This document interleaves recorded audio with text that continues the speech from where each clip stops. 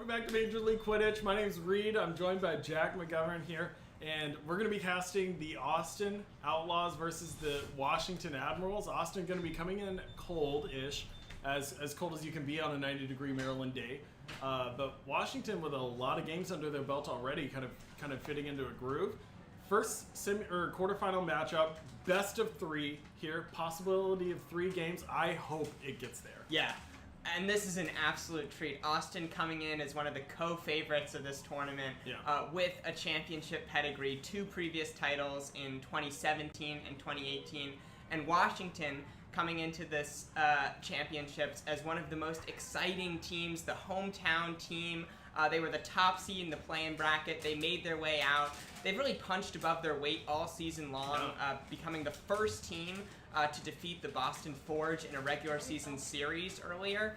And they're going to be wanting to try to take a series off the Austin Outlaws here for what would be an incredibly impressive double if they were able to pull that off. Yeah, and Washington, I mean, everybody knows about the high-powered offense of Austin, but Washington's got one of their own. Yeah. I mean, they've got threats on every line that they put in.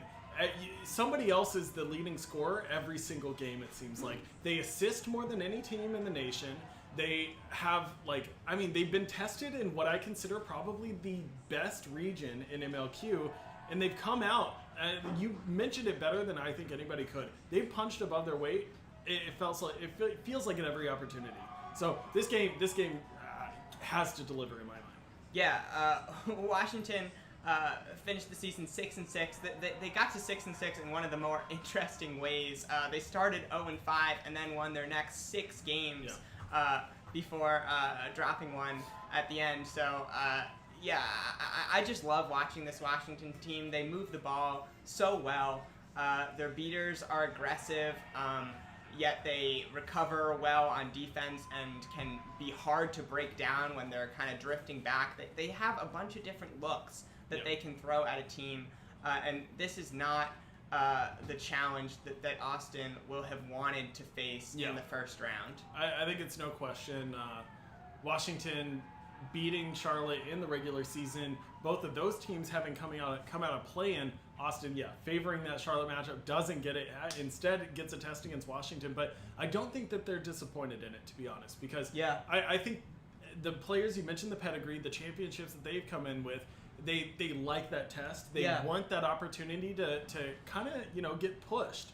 They want to be pressured a little bit because that, in their minds, bodes well in the future. But if they're given more than they can handle, they might have an early exit. Yeah, and I'll defer to you, Reed, as a former player for the Austin Outlaws franchise. You would know better than most the mindset of some of these Austin players today as they get ready for what they hope is a long run at the 2021 MLQ Championship. Yeah, in previous bias aside, I mentioned it before, if I can get a 3-game series out of this, an Austin loss is honestly one of the best things I think I could ask for. Because these teams are such a fun matchup to think about. So we still have a little bit of time. You're going to be hanging with us a little bit longer. We're just waiting for the warm-ups to finish out. And, I mean, like I said, 3-game series, right? Best of 3. If Austin, I think, comes out early and strong, Washington's not a team to roll over, but they do play with that kind of momentum. They've got some younger talent that feeds a lot of energy, some experienced talent that has a pedigree of their own, to be honest, who can really anchor a Team USA member after Team USA member, and that experience could kind of vault, But Austin with the momentum, if they ever get it, they'll hold it forever. So it's so fun. And I already mentioned the Quaffle matchup, just electric. Yeah, I can't wait. The championship pedigree from Washington that you're referring to is that Tyra Trudeau and Julia Baer, head coach and assistant coach for the Admirals franchise, previously played for the Boston franchise in 2015 and 2016 and won the Benepe Cup. And then Brian Mulcahy and Justin Cole, who is not here today, they both won championships with Boston in 2019 before moving to the area. They've been such huge additions for the Admirals and really revolutionized the way this team competes. Yeah, it's a faster offense, or it's a faster Washington than we've ever seen. It's a more active Washington, and throughout the season, I think there's been a lot of criticism of, and I say criticism in a loose term because the standard is so high for this team that their beaters tend to be what everybody points out as a weak point. But I mean, so far this weekend, the beating has been incredible. They've controlled every game I think that they played. They didn't drop a game in the play-in. Yeah, we saw a huge performance from Bernie Burgess earlier in the play-in bracket. Melissa Smith has been so consistent as usual, really strong. And I just love what they're able to do, and I'm really excited to see them face their toughest challenge yet in Austin. You said it best. I mean, this is going to be really their first true test. I don't think anybody had predicted Washington not to make it out of the play-in bracket. And maybe hopefully for these beaters on this team, it built a lot of confidence that they can hang with the best, and now they get a chance to prove it against. You already mentioned it, a co-favorite. Yeah, and it looks like we're starting to get our starting lines here. Yeah, so we're going to switch it out to the field, and we're going to meet you on the call in just a sec. All right. You see the starting lineups as we reposition. All right. And, the crowds we already mentioned today. We're on 2 fields today. We're going to be back to 1 field tomorrow, the championship field. But, the crowds the energy's been here. Oh, yeah. So easy to call a game whenever you get to feed off of everybody here. The atmosphere was electric. Whether you're rooting for the underdog or a hometown favorite or anything like that, it's just been a lot of fun to be a part of. Yeah, a real highlight this morning was seeing the way that the North Division team supported the Cleveland Riff as they were making their way through the play-in bracket. A real underdog, finished 4th in the North Division this year, but really impressed me a lot. Outperformed expectations and gave League City a really difficult challenge in the play-in bracket behind the support from the crowd. So, just a couple storylines to be thinking about. This is Austin's first action of the day.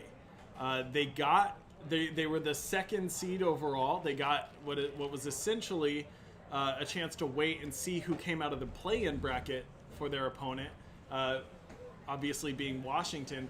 And if they were able to stay loose, if they were able to come into this game relatively fresh, then maybe there is an advantage. But honestly, for me personally, I loved having those games under my belt and coming in loose and ready to play. Yeah, no doubt they will have gotten in some warm-ups, but you just can't replicate the feeling of a game in warm-ups, especially when you have players like Tyler Trudeau and Rachel Heald running at you.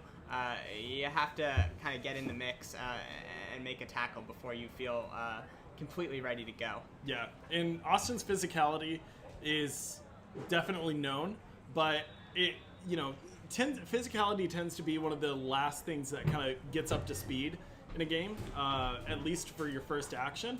Washington might come out early, make a physical statement, and then we might see Austin come alive. But once again, the game isn't won on paper. The game isn't won by us talking about it. It's played. Yeah, and we talked to head coach Juan Martinez, and he told us that Austin really prides itself on their defense, and that's where their focus was leading into the championship weekend. So that's what I'm watching for early against the fearsome Washington offense. Yeah, he mentioned that this Austin team, as we get brooms up, and Sam Heimowitz is the one with the ball. The spin move's going to give him a free lane, and Tyler Trudeau is not going to be able to keep up. Oh, what an explosive start for the Austin Outlaws, scoring on brooms up. That's a specialty of the Outlaws, and they do it again here today and start off 10-0. I wanted to say, Austin could come out cold. That's about as hot as you can start. Yeah. Not only did you get bludger control, you got the quaffle, you got the score, immediate presence, and a common mantra for the team, 3-0. If you go up 3-0, you eliminate any hope of the enemy team there. And a great block by Tyler Trudeau as he receives a pass and scores. And 3-0 is not going to happen. Yeah. Tyler Trudeau says no to that. He heard me, I assume. The fire in his eyes was lit. And I mean, easy shot and score. That assisting team that I talked about, they're showing it again. Yeah. Yeah, there's so much chemistry on this first Washington line. And Augie Monroe and Josh Andrews with Andrew Axtell and Casey Irwin as your chasing lineup here for Austin, just swinging it around. You saw this a lot in the Indianapolis game with the box offense. They're going to give you a few different looks here and there. So Cole Travis able to stave off the beater pressure from a collective beater core in this Washington team.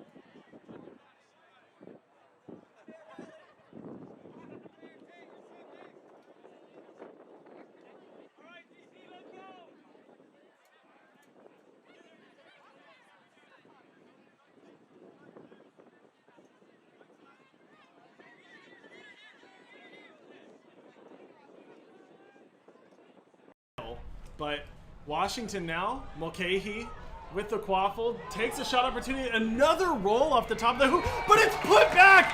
What a great shot from 15 yards out. Are you kidding me? Yeah, I believe that's Julia Rankin with the long distance goal. I love it. Shooters got to shoot. And we'll take every bit of it. That was a beautiful shot. That hoop on 3 separate instances has been hit at the top, and the ball has rolled over, denying a Washington goal all 3 times. We finally get the redemption shot, and Rankin hopefully, breaking the curse there. Yeah, they're getting the home team bounces now. Yeah, oh, for sure.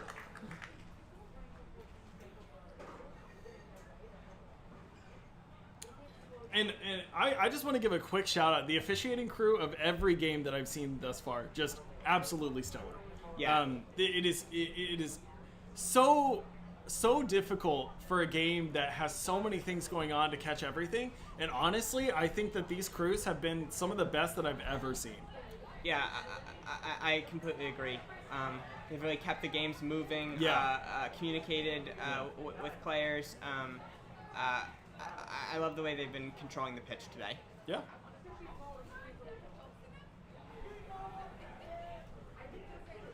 All right. Looks like play will be resuming. Austin with control of the quaffle. Up 3. For this Austin team, not where they want to be, honestly. They hold themselves to very high standards, and this is not the spot that they thought they would be in. Marty Bermuda is getting his first action of the game. Yeah, and this is interesting. They're playing Josh Johnson and Augie Monroe at the same time. They've been mostly switching off, but I think the Outlaws are trying to get Johnson going here. Yeah, for sure. JJ, Augie Monroe, looking for something. The spin move is going to be there. Riley Starr's not able to hold on, but he does stay in front. I say that as Augie swings by him and gets an easy shot on the goal. You really don't have more than maybe 2 shots defensively before they're going to find an opportunity. Yeah, and especially when you're going against Monroe. Monroe knows how to hit those shots in high-pressure situations, and the Outlaws are looking to put some distance on the Admirals as we inch towards snitch on pitch in game 1. Ooh, good move by TJ. Gets the pass to the front side, but it's just a bit too wide. Casey Irwin going to get beat. He picks up his own pass. Trudeau is going to get 1 block. Second block, no good. Quaffle goes on the field, but Augie is going to be pressuring. He draws the beat, but Marty Bermudez not able to get the pass. A bit too far ahead of him. And that's going to stop the drive. Good patience, though. Once that initial play stops there, Augie kind of throwing his body out to dry against that beater, making them commit, and then getting the pass off. But once again, the execution, almost there, not quite, though. 2 missed beats. JJ looking to drive, gets the shot. Easy score. And there's the goal from Johnson. Yeah. That's exactly what the Outlaws are looking for from the young University of Texas keeper, 21 years old. They need him to play a big part this weekend for them to win the championship. And honestly, quickly becoming one of the best keepers, not only in the region, but in the nation. He's done nothing but improve, and this Outlaw season has just been pivotal for his development. Yeah. It's really exciting to see. Hallie Pace going off the field for a card. I just love the development that many college players we've seen from many college players this season in Major League Quidditch, especially with the last season being canceled because of the pandemic and 2 nationals being missed in the college season. This MLQ season has been huge for player development. Yep. All right, Washington back to that first line. Hoping to have a better performance than they did the first time. I think they amassed 1 goal on their shift, and now we'll see if they can, get something going here with the addition of TJ at this point. Yeah, and Jenneret has really found ways to score in tight spaces on the wing, behind the hoops. Misses the shot there, but Trudeau is going to recover the quaffle. Yeah. As Jenneret calls for the quaffle again. Yeah. And you're looking at a lot of Rankin trying to set these picks on the backside, open up some of the lanes here. TJ able to get the pass back across the middle of the field, cannot connect. There's so much traffic there. Austin just clogging the lanes, making sure that nothing is going to make it through. JJ on the receiving end of a pass. Doesn't get beat. Now does. Is beat on the second attempt. Oh, but that one's possibly going to miss. Okay, we've got a call. They might be calling Josh Johnson beat on the initial play and then a turnover of the quaffle after the fact, but let's see. Right now, Davis Rowe in possession of the quaffle for the time being.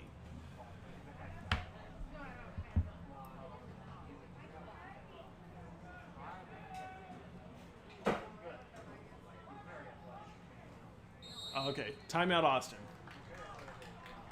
Man, I mean, it's a game of almost like 3 parts. We saw the Austin surge at the beginning. Yeah. Washington kind of clawing their way back, finding some momentum, and then I look up at the board now, and Austin's got 9 goals. Yeah, they've stayed consistent.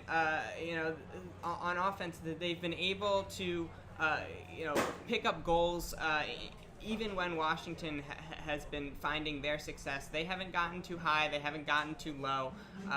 That's a trademark of this Austin Outlaws franchise. Just very level-headed. They know what it takes to win, and they're going to execute here. Yeah, and you tend to expect that, but for a team like that who has those high expectations, if you go down early in any of these games, that can be pretty rattling, especially for some of these players who are used to that kind of success. And being met with that kind of adversity could be just the foothold that some of these teams need to upset a team like Austin. Washington showing flashes of that here, but I really want to see that first Washington line that has been so prolific thus far today and in the regular season come into their own. I feel like they're just not firing on all cylinders right now. Yeah, I think that's right. I think we've yet to see them click perfectly in the ways that we've come to expect from them. It's an unreasonably high expectation. Yeah. But I think we still could yet see it. Yeah, and we haven't talked much about them, but Austin beaters this game have had control for such a large majority that it is the reason why these possessions can be so difficult on the offensive end for Washington.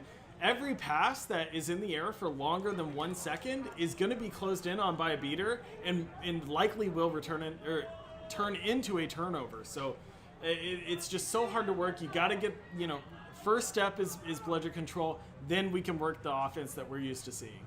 Yeah, the Outlaws have Howie Pace in the game right now at beater. And she has a ridiculous plus 49 plus minus this season. Insane. Unheard of. Julia Rankin, though, with the shot opportunity is not going to get it. TJ trying to clean up a loose quaffle. He's going to get beat before he can get there. And we might get a call. Bernie trying to get the bludger from Hallie Pace, as you mentioned, but not sure if he was beat before. Yep, he was beat before, continued the play. That is going to be a card. And lost his broom, perhaps. My intel from the crowd. Thank you. Hey, we don't have a spotter here today, but we have a little help from our friends in the stands. One of the not only most energetic, but educated crowds. I mean, everybody knowing so much about the sport, and you have to for a sport like this. And what a pass. Okay, Luis Sanchez, great feed to Sammy, the Texas A&M connection. 2 close friends on the team, and you're probably going to see that a lot. A great caster duo as well. Yeah, if you heard one of our earlier games this morning, I believe it was League City and Detroit. Yeah. Sammy Garza and Luis Sanchez were on the call. Now they're on the field for the Austin Outlaws and scoring goals. Not only talking the talk, but walking the walk. Yeah. All right. Washington now. Going in 20 seconds left in pre-snitch gameplay. A shot rip from Sheridan there. TJ recovering the quaffle. Trudeau, 10 seconds until the possession ends. That is the first reset, but Luis Sanchez is going to get that quaffle. They've got an opportunity. The pass? Davis Rowe, right place, right time, catches a quaffle, gets up into the air, puts it on the middle hoop.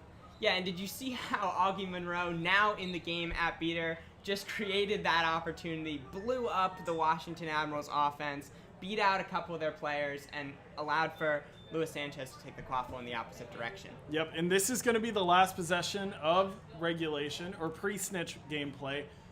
If you've ever seen an Austin game, you know that Augie's going to be coming in either right before snitch on pitch or right as it starts. So not too unheard of here. And that's gonna end regulation or pre-snitch on pitch play. Excuse me. And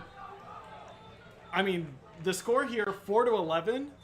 It is not to say that Washington hasn't played well. It's just Austin really starting to come into their own as we get deeper into this game. Yeah, whatever rust they had maybe at the beginning of the day, long trip up from Austin, Texas, they've shaken it off pretty quickly. I think the shift in the middle where Monroe played with Johnson a little bit was key in just stabilizing the team and allowing some of their younger players to feel comfortable and get hot, essentially. Yeah. Which is what they're going to need as the games progress. And head coach Juan Martinez was talking about, the team chemistry. A lot of these players have played with each other, but one deviation from historical squads, Augie Monroe not on the same line as Marty Bermudez, which is something that is brand new this season because of how much Josh Johnson has been pivotal for that lineup and how effective they've worked together, that even Marty Bermudez is not in the same line there. Not to say that he's playing worse or anything like that. It's just the chemistry is really building. Yeah. Monroe and Bermudez, of course, won a couple of college championships with the University of Texas, won a club championship with the Texas Cavalry, won Team USA gold medal together. It's been very surprising not to see them play together, but it's worked for the Outlaws, and it's one thing that they are excited about because of how it allows some of their other players to get going. Yeah, it's really easy, I think, to get complacent in what you're doing, and to shift things up should speak to how willing this coaching staff is to make the right move. So, obviously, if it was just a train wreck, we could draw it up as that. But we're seeing the success here. Yeah, you got to experiment, especially during the regular season, so that you have different looks that you can throw at teams at championships. Yep. And it's working here. Davis Rowe, trying to drive through two, it looked like. Mulcahy and Heald on the opportunity. Just a little too quick, I think, on the drive. Can wait for the beaters in the opportunity. And waiting for the call. Okay, it was a dismount of Davis Rowe, so a quaffle turnover there. Our snitch today is Adil Abdallah. Josh Andrews is seeking for the Outlaws. For the Admirals, it looks like it's Brendan Hutton, who put in some solid beater minutes earlier and is now looking to use his long arms to get a catch. All right, Augie Monroe with a beat and a catch, but does not recover the second. Fortunately for him, Cole Travis able to scoop it up and create the turnover. Ooh. Trudeau going down, holding his right arm. Bit of a dangerous play.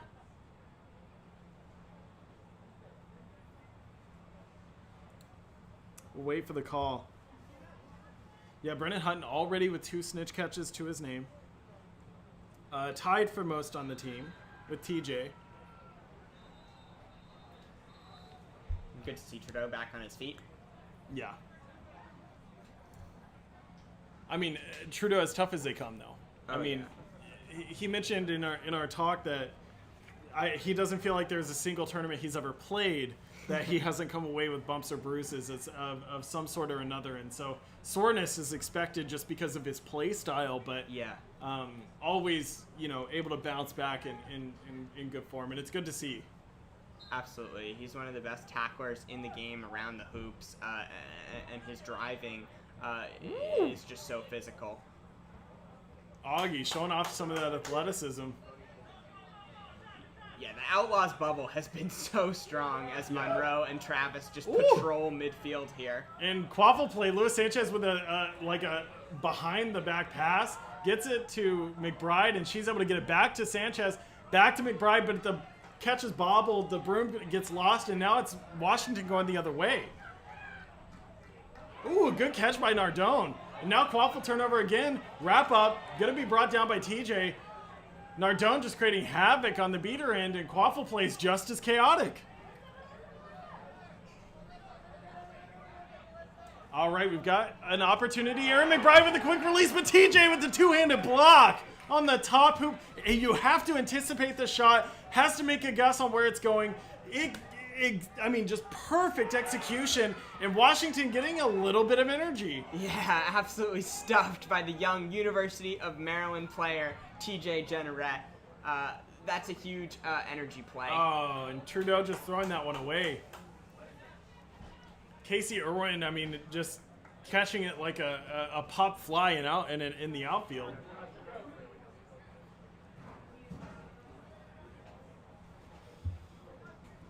No score since Snitch on pitch, but if you asked me, I would have said it's just been so crazy. It's hard to track. But Sammy now with the drive, and that is a change of pace.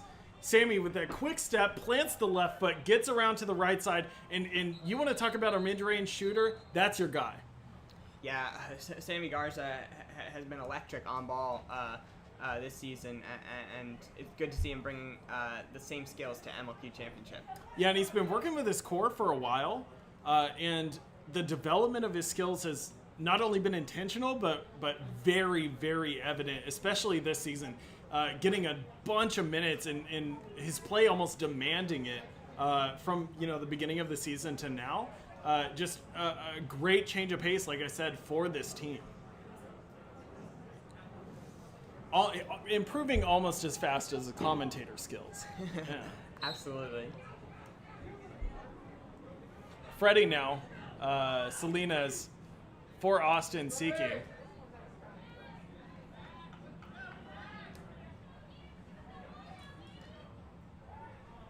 All right, Washington now with an opportunity and turns it over. Casey Irwin going to slow down the fast break. Sammy threatening, but just positioning to make sure that things are going the right way. Freddie almost gets a catch there, but Washington abandoning Quaffle play altogether. JJ now at the Quaffle. Aaron McBride on the backside. He's going to be looking for it now. Doesn't have to. Just the pump fake to get people in the air and a score. Washington not wanting any piece of that on the defensive end. Yeah, Johnson is so dangerous with the beaters out of the play. He's just going to drive through the heart of his opponent's defenses. And we're getting our first action here for Austin. Eddie Molina beating for Snitch on pitch with Take K. Also 2 University of Texas graduates. Yeah, what an impressive shift from Monroe and Travis earlier. Yeah. Just showing why they are some of the best in the business at Snitch on pitch beating. Yeah, Mulcahy getting the ball back out. Cross pass to Heald, and she's able to get it to Littleton now, who's driving on the right side. Fakes it right, then it ends up delivering. Oh, a good pass, but nobody's there. Littleton now picking up off the ground. Looking for a head fake. You see the hair just flip. And now, they're just working the backside. And you can't pass that ball to a chaser who's closer to a beater than you. That just leaves him out to dry, and that's a quick turnover.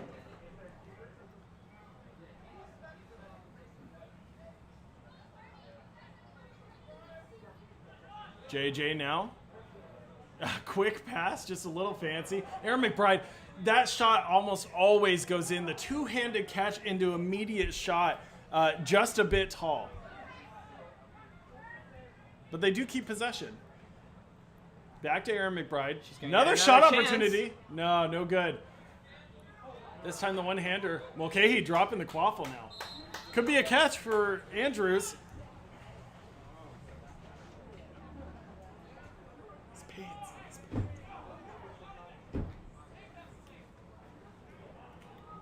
If the catch is good, the score would be 165-40. The set score is 170. Snitch in Major League Quidditch is worth 35 points. Yep. The 5 points really just signifying who caught the snitch. For all intents and purposes, you're really rounding down. The 5 just signifying exactly that. All right, catch is good. Play resuming. Intercepted by JJ. I mean, this is just methodical. Washington looking a little bit desperate in some of these passes just across players through traffic, and it's getting picked off. Yeah, and Austin just needs one more goal here. Yep. To send the series to game 2.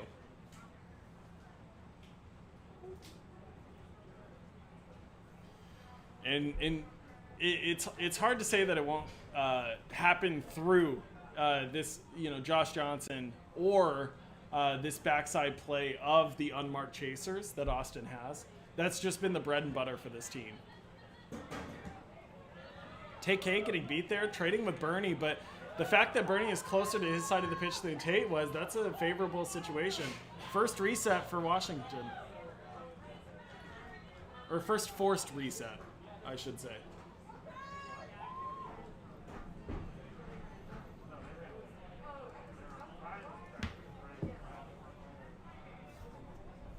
Casey Beavers chasing for Austin right here. Mia Munoz getting her first action as well. Juan Martinez talked about Mia in preparation for this, saying she is the most improved player on this Austin team, hands down. Nobody is in the gym before Mia. Nobody's out after her. She's just put in so much effort here, and the minutes that she is playing right now is all because of that. Yeah, and you've really been able to see the results on the field, too, in the regular season. Yeah. She's played important minutes for the Outlaws. Yeah, really awesome to see. Such a good story, I think. All right, Washington, still life. But it's going to take a huge comeback. Okay, the pass on the top. That is a beautiful connection from Julia Rankin. All the way across. Who... That's Ben Mertens. Yeah, Ben Mertens. Okay, just making sure. I mean, the headband threw me, but yeah. Mertens able to get it from George Mason, just stretching way up to catch that pass from Rankin and puts it in. Yeah, Mertens, the most experienced member of the Admirals squad in his 6th season for the Washington franchise. Oh, and JJ is just going to run through the Washington defense, celebrating that goal, but not getting back on defense in the same fashion. And that's game 1 for Austin. Yeah, that's a statement from the Austin Outlaws. I think a lot of people were expecting a close game from Washington and Austin because of how well Washington performed against New York and Boston during the regular season. And Austin pretty quickly put them away and just extended their lead all game with the stitch catch from Josh Andrews coming as the final nail in the coffin. A few missteps here and there. A couple, people not on the same page, but I mean, you can't. It's so hard to critique a 17-5 win in the quarterfinals. Yes. These are the best 8 teams in the nation right now, and you're winning by more than 100. That's like you're not going to feel bad about that kind of play. Yeah. With that being said, though, Washington, some flashes. I think the line that they are more confident in didn't perform as well, and if they are able to fire on and achieve the kind of level of play that we're used to seeing out of them, they will be able to contest Austin. It's just putting together a complete game. You have to be almost perfect, it feels like, after what we just saw. Yeah, I think that's right. And we've seen Washington play close to perfect games this season in the course of upsetting the Boston Forge, in the course of giving the Titans their closest games of the season. And a Boston team who just blew out a Minneapolis team. Like to say that level of play is different game to game, an understatement. Yeah. So this Washington team is pretty good. Yeah. And I think we are all expecting a closer contest in Game 2, including Austin. Yep. Well, that's Game 1. Like I said, we're going back to the Indianapolis and San Antonio series, as well as the New York and Charlotte, series. The New York and Charlotte series should be wrapping up now. The Boston Forge and Minneapolis Monarchs series will resume on Field 1, I think. Yeah, always picking up the slack here, Jack. Yeah. India. Yep, and so we will see you soon in just a moment.